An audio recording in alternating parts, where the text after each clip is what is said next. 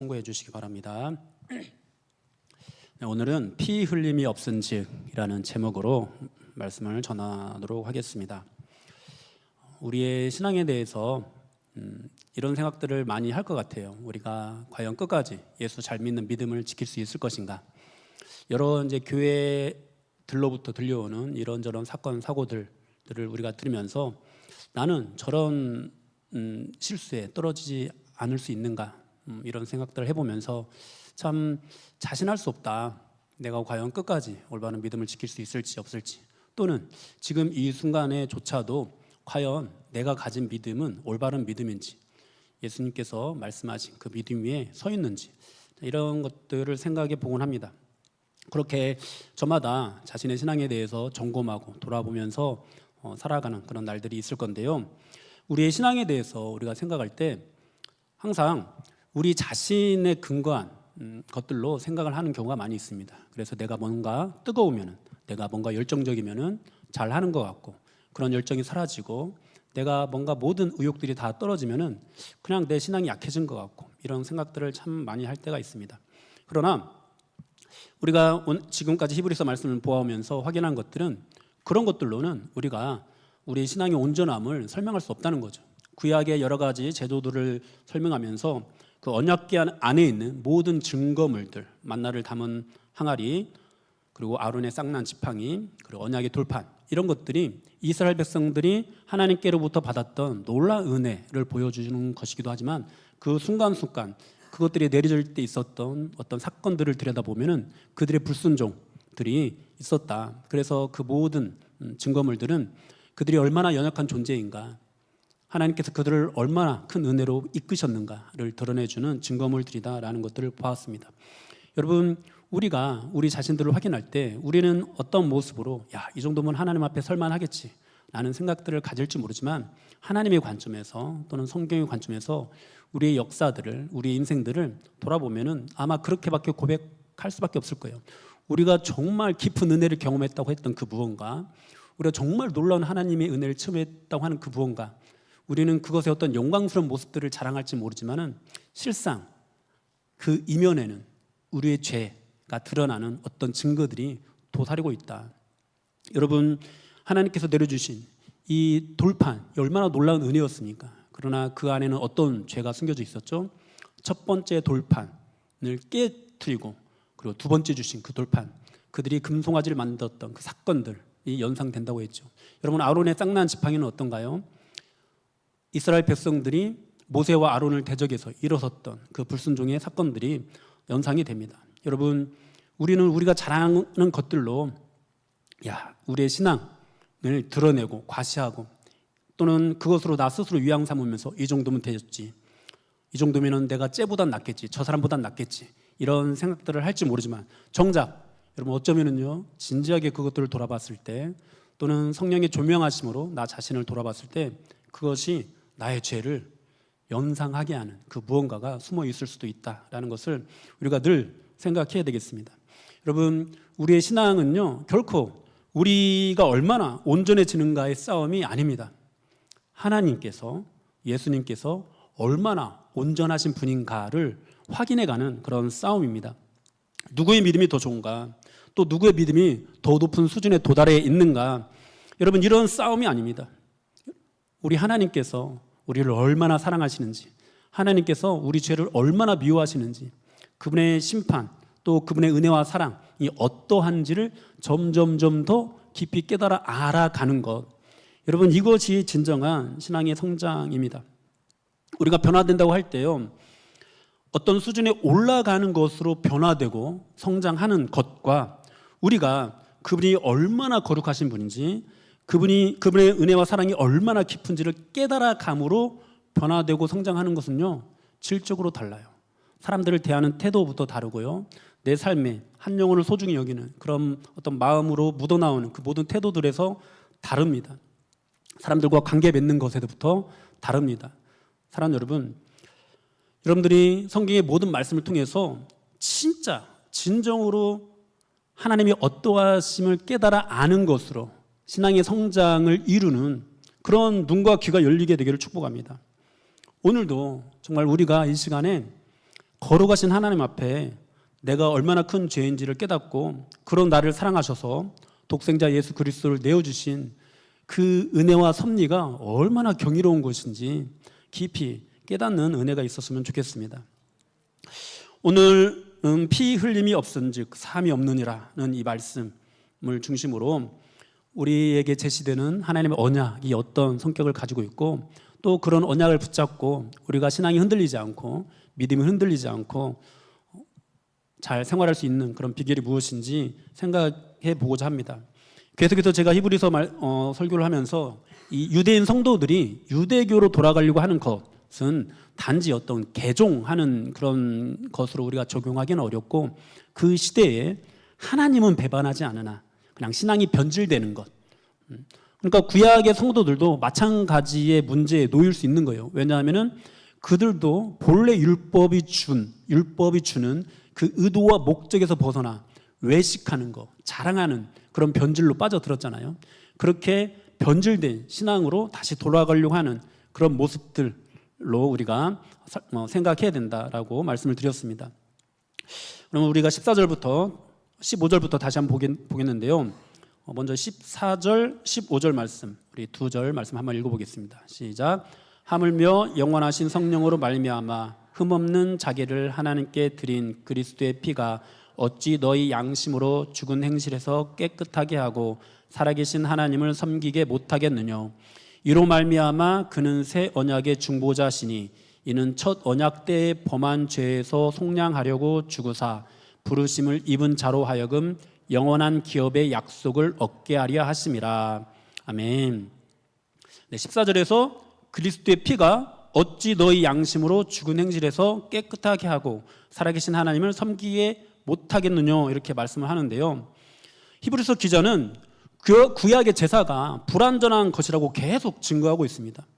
앞에서 말씀드린 대로 만나를 담은 항아리, 또 아론의 쌍난 지팡이, 돌판, 이것들이 율법이 완전하지 못하다는 것을 보여주는 증거물이라고 그렇게 말을 했습니다. 그럼에도 불구하고 하나님께서는 이 구약의 제사 제도를 정해주시고 이 제도를 통해서 이스라엘 백성들의 죄를 용서해 주셨어요. 그런데 이제 그 모형의 실체로 오신 예수님의 피가 그들을 용서하지 못하겠느냐, 너희를 용서하지 못하겠느냐 이렇게 말씀하고 있는 것입니다.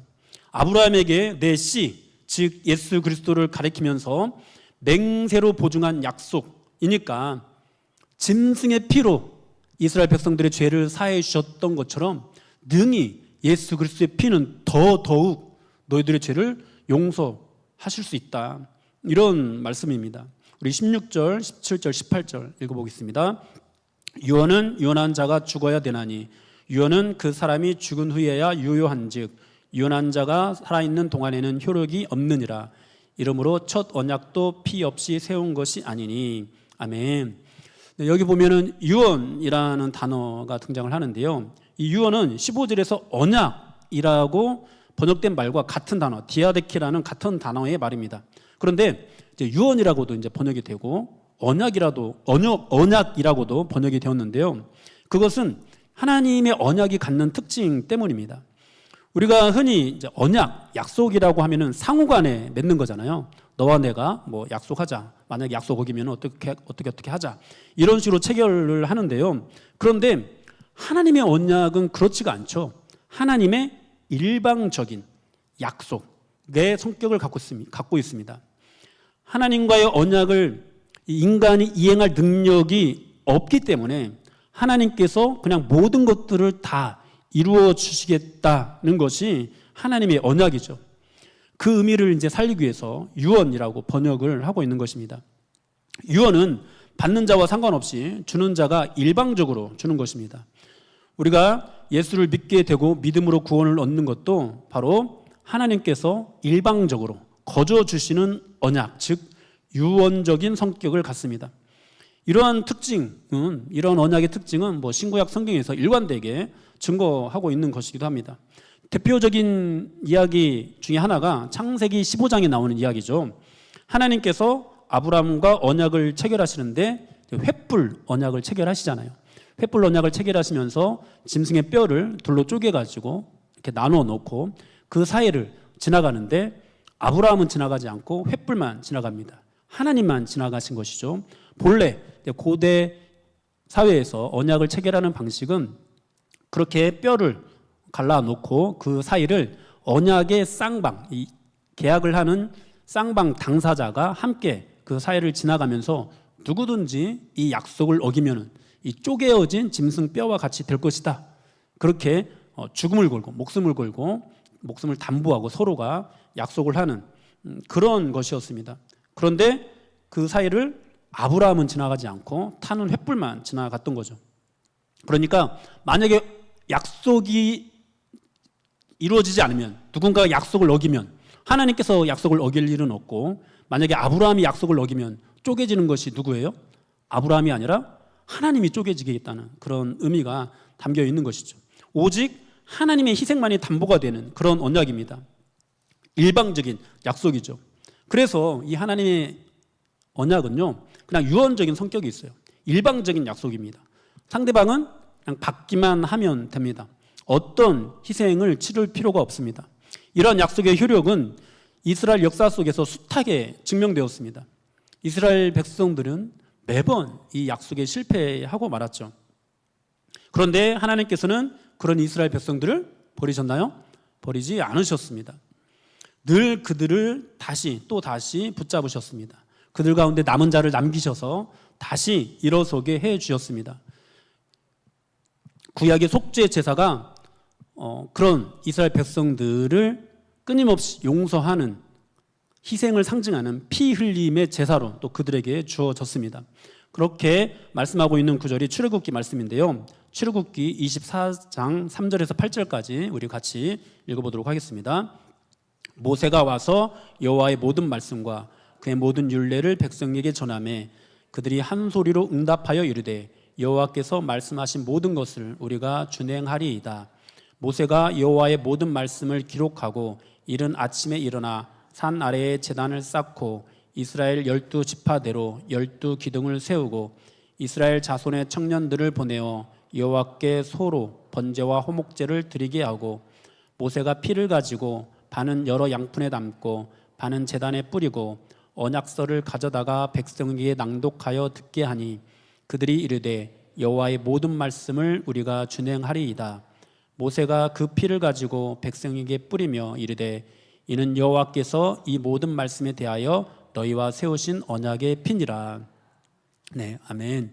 네, 이 말씀을 통해서 하나님께서는 피 흘림을 통해서만 그들을 용서하시겠다는 그 뜻을 분명히 해주셨는데요. 바로 이 금방 읽었던 출애굽기 말씀을 오늘 본문에서 또 설명하고 있습니다. 그것이 19절에서 22절까지 말씀입니다. 한번 또 읽어보겠습니다. 모세가 율법대로 모든 계명을 온 백성에게 말한 후에 송아지와 염소의 피 및 물과 붉은 양털과 우슬초를 취하여 그 두루마리와 온 백성에게 뿌리며 이르되 이는 하나님이 너희에게 명하신 언약의 피라 하고 또한 이와 같이 피를 장막과 섬기는 일에 쓰는 모든 그릇에 뿌렸느니라. 율법을 따라 거의 모든 물건이 피로써 정결하게 되나니 피 흘림이 없은즉 사함이 없느니라. 아멘. 네, 이 모든 말씀이 하나님의 언약이 일방적인 약속으로 이루어졌다라는 것들을 보여줍니다. 인간의 희생은 요구되지 않습니다. 제물의 희생, 하나님의 희생만이 요구됩니다.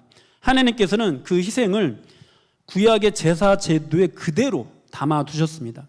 이스라엘 백성들은 이 제사 제도를 통해서 오직 피 흘림으로만 모든 것이 정결하게 될 수 있다는 원리를 배웠습니다.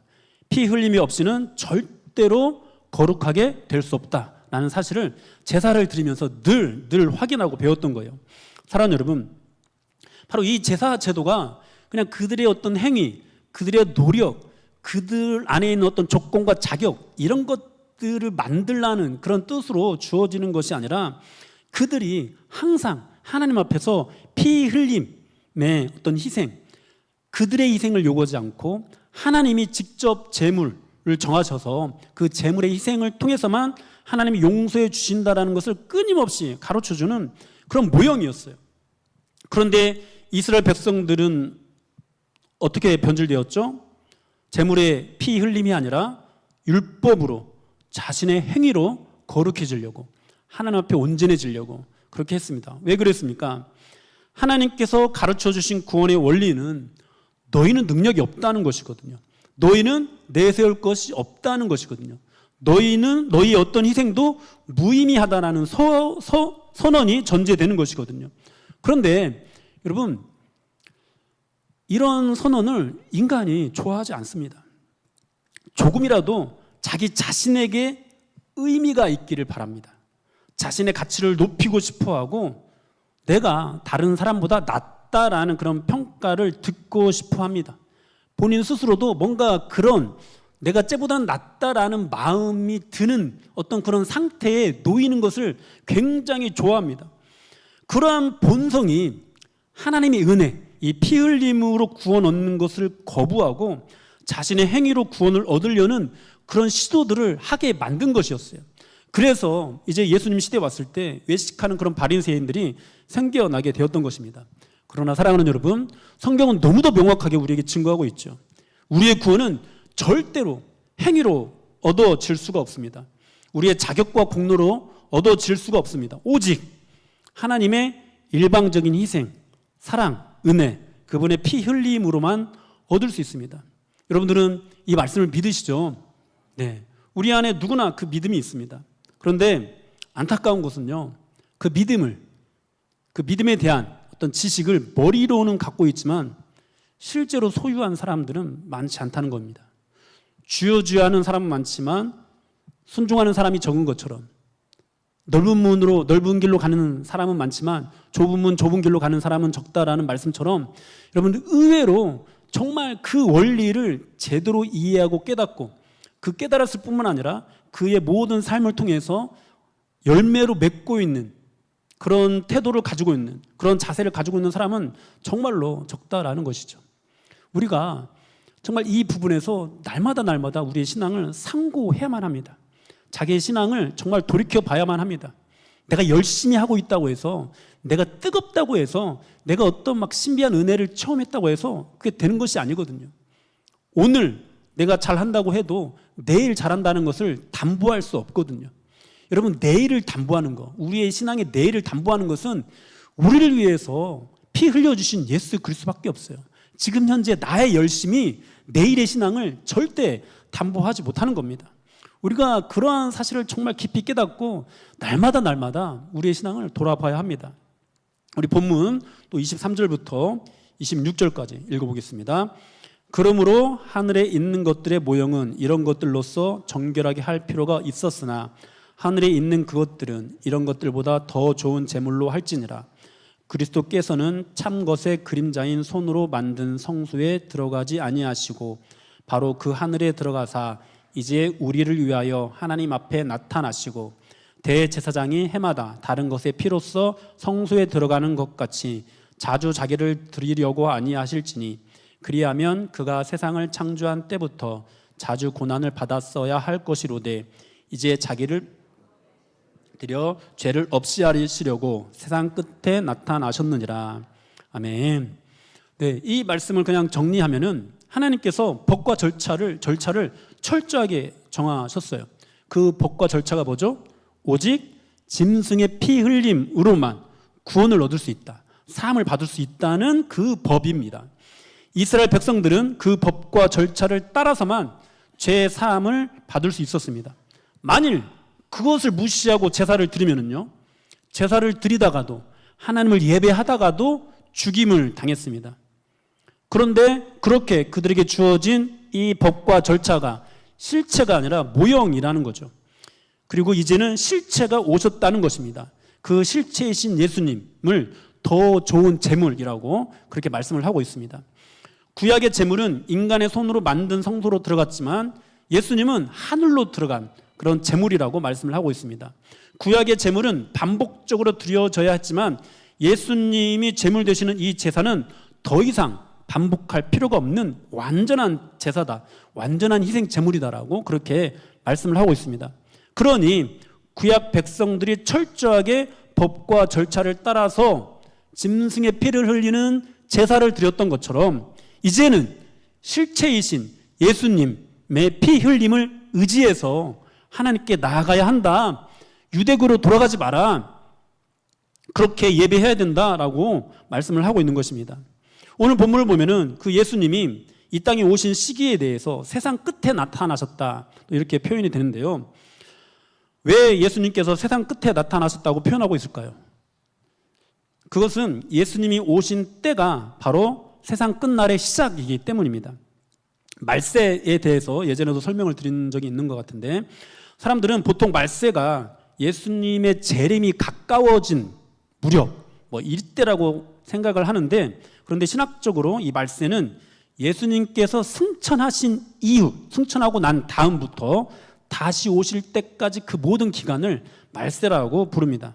그러니까 예수님이 부활하신 직후 이 신약 교회 성도들도 말세를 살고 있었던 것이고요. 그리고 오늘날 2000년이 지난 우리도 말세를 살고 있는 것이죠.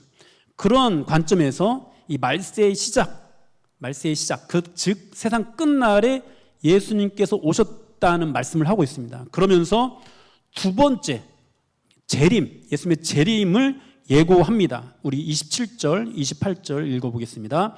한 번 죽는 것은 사람에게 정해진 것이요 그 후에는 심판이 있으리니 이와 같이 그리스도도 많은 사람의 죄를 담당하시려고 단번에 들이신 바 되셨고 구원에 이르게 하기 위하여 죄와 상관없이 자기를 바라는 자들에게 두 번째 나타나시리라. 아멘. 네, 초대교회 성도들이 신앙이 흔들렸던 큰 이유 중에 하나는 예수님께서 과연 언제 다시 오시는가에 대한 의문이었습니다. 많은 성도들이 예수님께서 승천하시면서 다시 오실 것이라고, 금방이라도 다시 오실 것처럼 그렇게 말씀하고 가셨기 때문에 그 말씀을 믿고 기다렸습니다. 그들은 정말로 예수님이 그들이 살아있는 동안에 금방이라도 다시 오실 것이라고 생각하고 있었어요.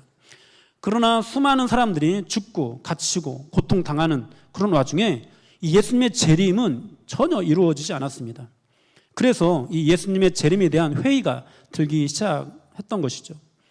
히브리서 기자는 이에 대해서 오늘 본문 말씀에서 그 재림이 반드시 이루어질 것이라고 단호하게 말씀하고 있는 것인데요. 한 번 죽는 것은 사람에게 정해진 것이다. 이것은 누구도 비난할 수 없는 진리죠. 그리고 그 죽음 후에는 반드시 심판이 있다. 이렇게 선언하고 있습니다. 그날에 예수님은 두 번째 세상에 나타나실 것이다. 누구에게 나타난다고 하죠? 28절 보면은 구원에 이르게 하기 위하여 죄와 상관없이 자기를 바라는 자들에게, 그러니까 예수님을 바라는, 예수님을 바라보는, 예수님을 의지하는 자들에게 나타나겠다는 겁니다. 그러므로 유대교로 이제 돌아가려고 하지 말라는 거죠. 예수님만 붙잡으라는 거죠. 그 믿음을 끝까지 지키라는 거죠. 그래야 고난을 이길 수 있다라는 뜻입니다. 사랑하는 여러분, 이런 이 재림에 대한 말씀을 주는 이유는 또 무엇일까요? 히브리서를 처음 받아보고 있는 독자들은 초대 교회 당시 유대인 성도들입니다. 이들은 예수 믿는 믿음으로 인해서 굉장히 많은 핍박을 받고 있습니다. 그냥 하나님을 섬기는 유대교인들보다도 훨씬 더 많은 어려움 가운데 있습니다. 로마로부터 핍박도 받았지만은 같은 동포로부터도 핍박을 받았기 때문에 이들의 삶은 이루 말할 수 없었습니다. 죽임을 당하는 일은 물론이고 이 경제적인 생활에 대한 위협이 정말 그들을 너무 고통스럽게 했습니다. 그래서 다시 유대교로 돌아가려고 하고 있습니다. 유대인 성도들이 유대교로 돌아가겠다는 것은 하나님을 버리겠다는 그런 의도가 아닙니다. 이들은 현실적인 어려움으로 인해 하나님께서 말씀하신 대로 믿지 않고 자기가 옳다고 생각하는 방식, 자기가 편하다고 생각하는 방식으로 믿겠다라는 것이었어요. 마치 출애굽 이스라엘 백성들이 금송아지를 만들어 놓고 이것이 우리를 애굽으로부터 인도하여낸 하나님이다라고 선언했던 것처럼 이렇게 믿는 것이 바르게 믿는 거야 라고 말하면서 거창한 신학적인 이유를 들면서 그렇게 떠나려고 했던 것이죠.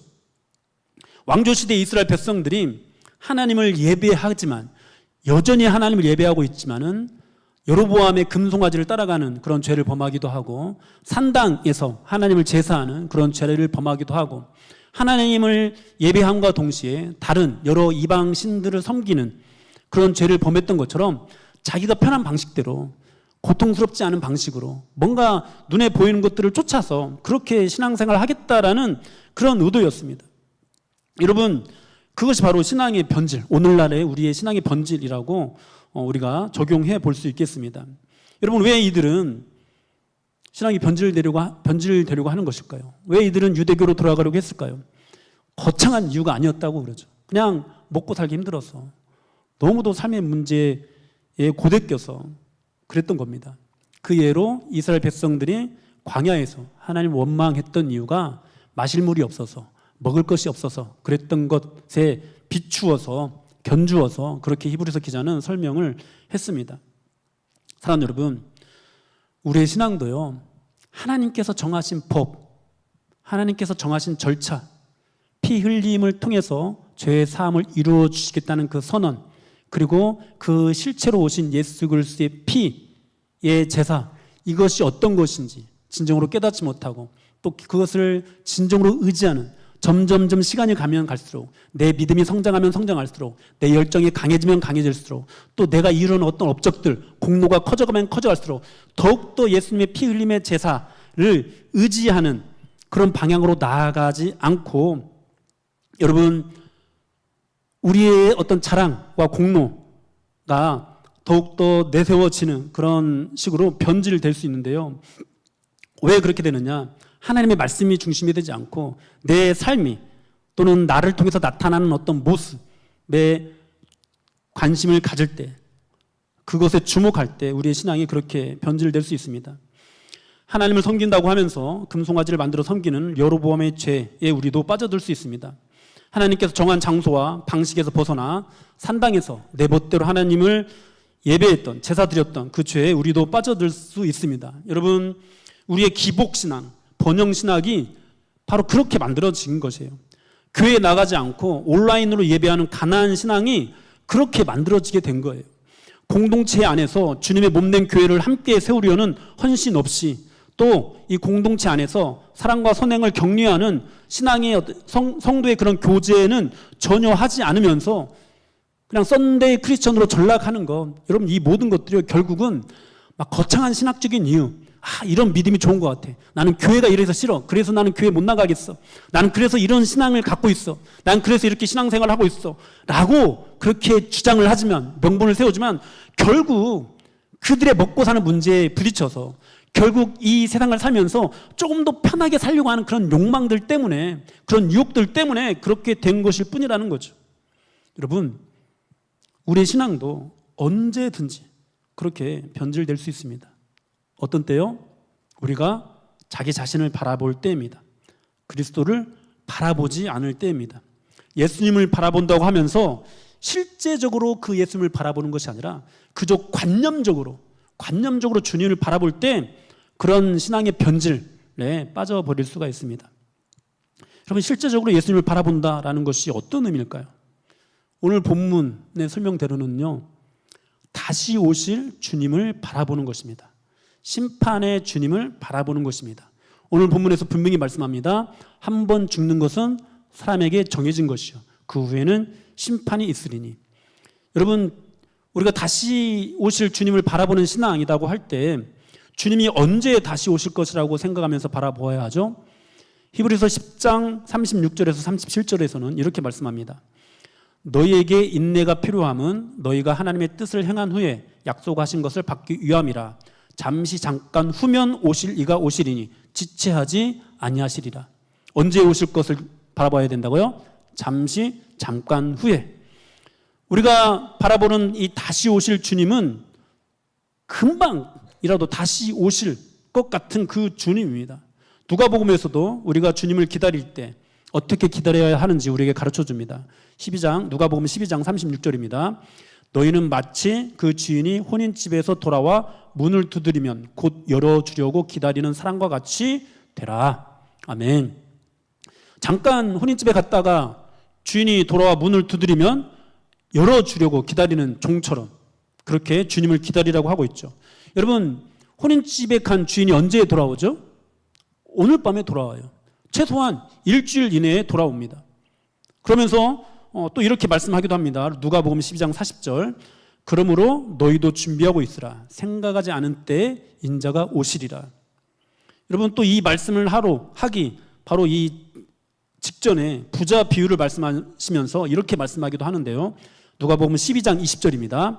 하나님은 이르시되 어리석은 자여 오늘 밤에 네 영혼을 도로 찾으리니 그러면 네 준비한 것이 누구의 것이 되겠느냐. 아멘. 사랑하는 여러분, 결국 히브리서 기자는요, 이 유대인 성도들이 자꾸만 신앙이 변질되려고 하고 그렇게 유대교로 다시 돌아가려고 하는 그런 유혹 가운데 빠져 있고 실제로 넘어가기도 하고 그렇게 예수님을 배반하는 사람들이 있는 그런 상황에서 이 신앙을 붙잡아 줄 힘, 이 신앙을 계속해서 지킬 수 있는 힘이 다시 오실 주님을 바라보는 것이라고 그렇게 말을 하고 있는 건데요. 다시 오실 주님을 기다리는 것은요, 먼 훗날 우리가 알지 못하는 어떤 그 날에 오시는 그 주님을 기다리는 것이 아닌 거예요. 오늘 밤 그 주님이 다시 오실 수도 있다는 심정으로 기다리는 것이죠. 만일 오늘 밤에 주님께서 다시 오신다면 우리는 이제 어떻게 살아야 될까요? 우리는 어떻게 살아야 되죠?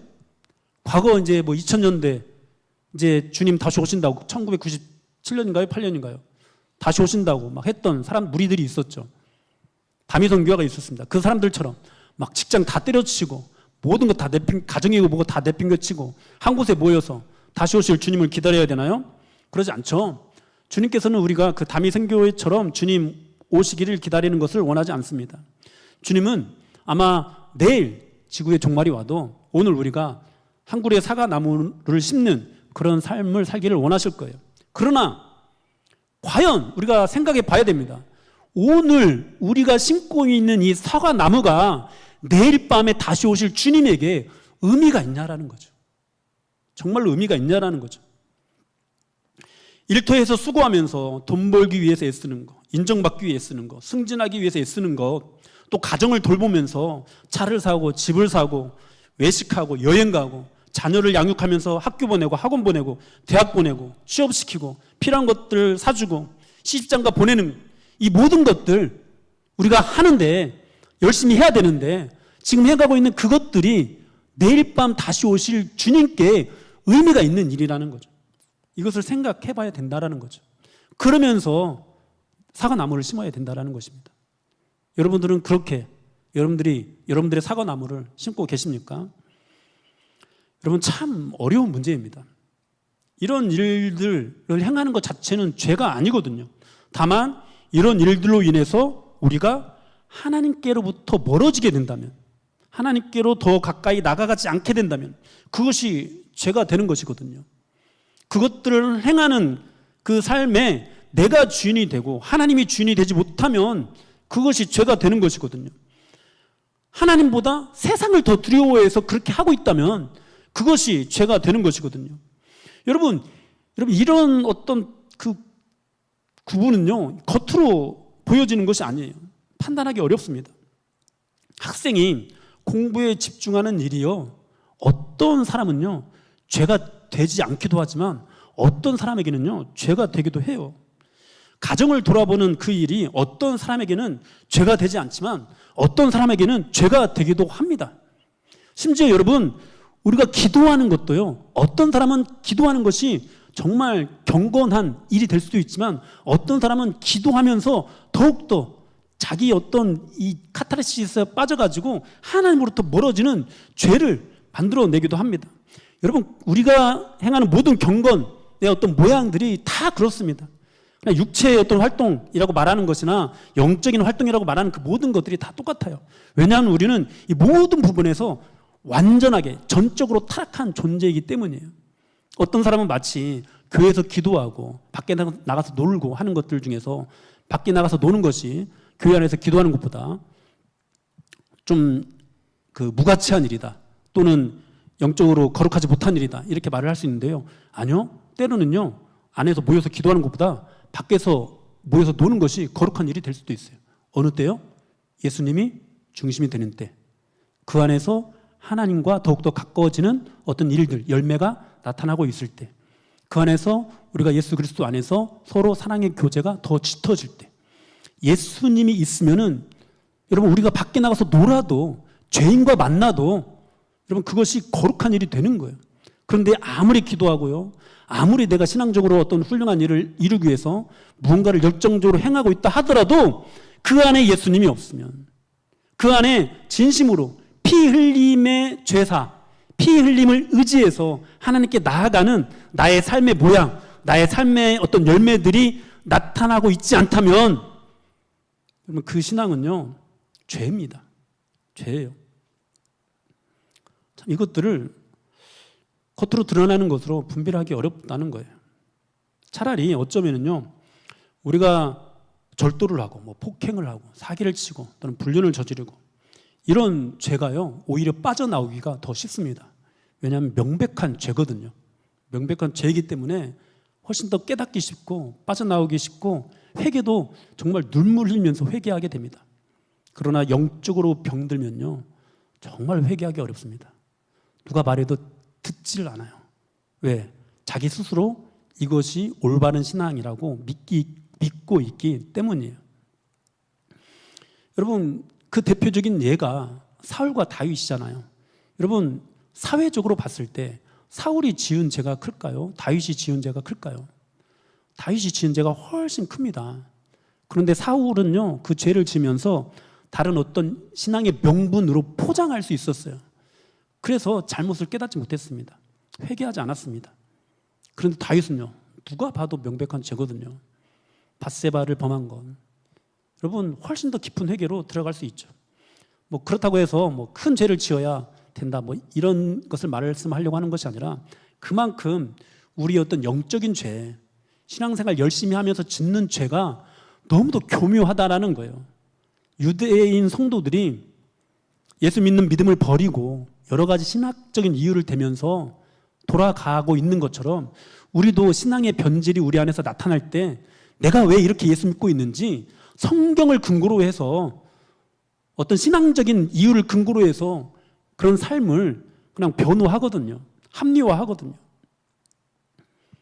여러분 그런 신앙의 변질에 빠지지 않기 위해서 성경에서 제시하고 있는 방법이 바로 다시 오실 주님을 바라보는 신앙입니다.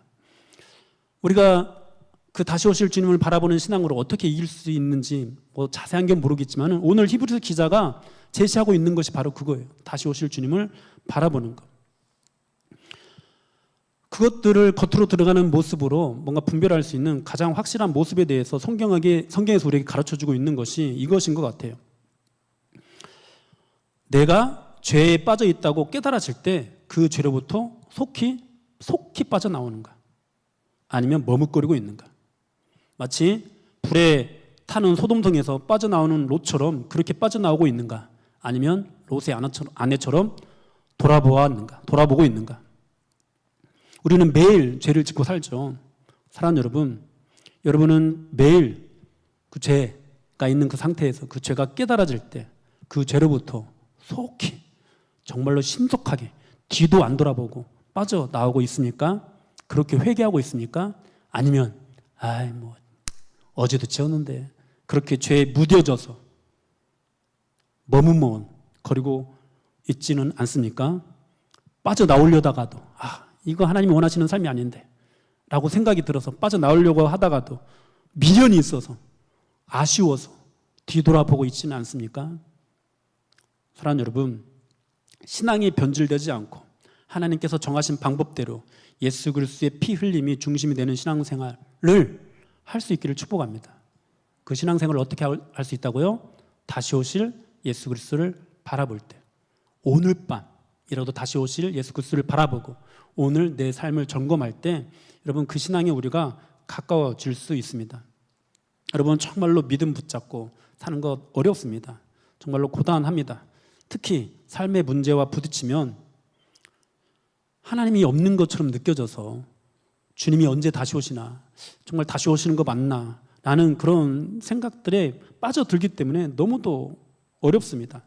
나만 불행한 것 같은 생각이 들 때가 많습니다. 내 문제만 해결되지 않는 것 같고 내 자녀만 잘못되는 것 같고 이런 현실 속에서 오늘도 이 자리에 나와서 하나님을 예배하는 우리 성도님들, 여러분 부디 힘을 내십시오. 다시 오실 주님을 바라보십시오. 여러분 보이는 것은 잠깐입니다. 보이지 않는 것이 영원합니다. 눈에 보이는 것을 자랑하는 말들이 교회 안에 많이 있습니다. 여러분, 그것에 현혹되지 마십시오. 우리 주님이 오늘 밤 다시 오실 수 있다는 그 마음으로 보이지 않는 것들을 증거로 삼으십시오. 이 땅에 의미 있는 사과나무가 아니라 하늘에 의미가 있는 사과나무를 심으십시오. 눈에 보이는 금송아지를 만들어내는 신앙이 아니라 끝까지 피 흘림의 제사로 나아가는 그런 저와 여러분들이 되기를 축원합니다. 우리 같이 찬양하고 기도합시다.